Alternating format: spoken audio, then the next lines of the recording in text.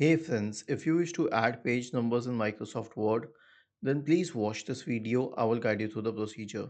So go to the Insert tab on the top, select page number. Now you can check where you wish to add the page number and I'll tell you how this is done. Just scroll over it. Like if you want to add it on the top of the page, it will tell you the exact location.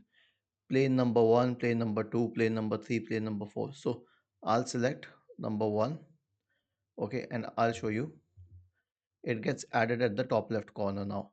So if I wish to change this, I could have added at let's say bottom of the page, okay, like this one at the center, okay. And if I wish to remove this, then I'll go to insert and then I'll click on this and I'll click on remove page numbers.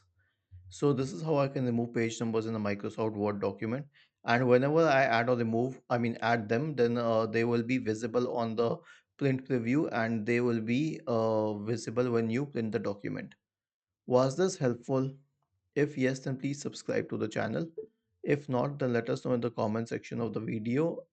Thank you for watching this video and have a nice day.